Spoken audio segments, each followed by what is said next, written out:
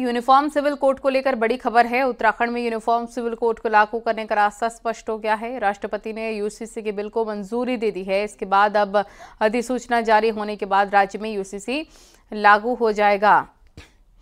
इस मंजूरी को उत्तराखंड की धामी सरकार को एक बड़ी उपलब्धि माना जा रहा है। महज 18 माह के भीतर ही सत्ता संभालने के बाद सीएम पुष्कर सिंह धामी ने इस मामले में पहल करते हुए कमेटी गठित करते हुए शुरुआत सरकार बनते ही कर दी थी।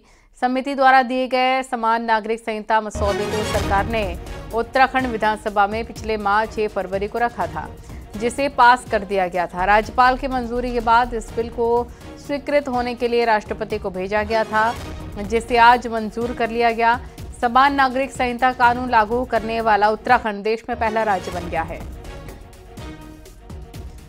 सुनील नवप्रभात हमारे सहयोगी तमाम जानकारी के साथ हमारे साथ लाइव जुड़ गए हैं। यानी कि स्पष्ट हो गया है सुनील, यूनिफॉर्म सिविल कोड लागू करने का रास्ता स्पष्ट हो गया है और राष्ट्रपति ने यूसीसी के बिल को मंजूरी भी दे दी है।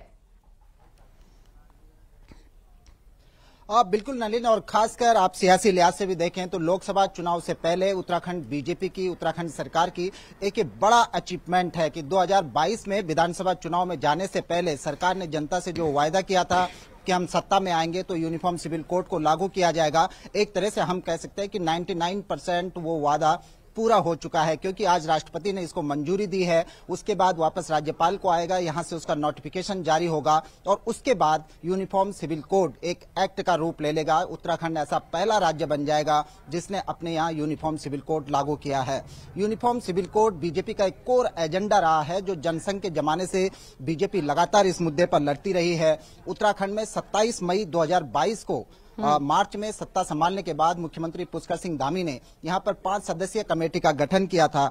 2 फरवरी को इस कमेटी ने लंबी रिसर्च के बाद, लोगों से बातचीत के बाद, करीब 2.5 से 3 लाख सुझाव लेने के बाद 2 फरवरी को इस कमेटी ने इसी साल ये ड्राफ्ट मुख्यमंत्री को सौंपा था, जिसे फिर एक विशेष सेशन बुलाकर विधानसभा का 6 फरवरी को इसको सदन के पटल पर रखा गया था और 7 फरवरी को इसे विधानसभा से पास कर लिया गया था। उसके बाद इसे राज्यपाल को भेजा गया और 29 फरवरी को राज्यपाल ने भी इस विधेयक को मंजूरी दे दी, इस बिल को मंजूरी दे दी और फिर इसे अंतिम मंजूरी के लिए राष्ट्रपति को भेजा गया था, जिस पर आज राष्ट्रपति ने भी अपनी मुहर लगा दी है। और इसके साथ साथ सीएम धामी की जो सरकार है, मुख्यमंत्री पुष्कर सिंह धामी ने जनता से किया हुआ एक और अपना वायदा हम कह सकते हैं कि कंप्लीट कर लिया है। जी ठीक है, बहुत शुक्रिया विस्तार से जानकारी देने के लिए।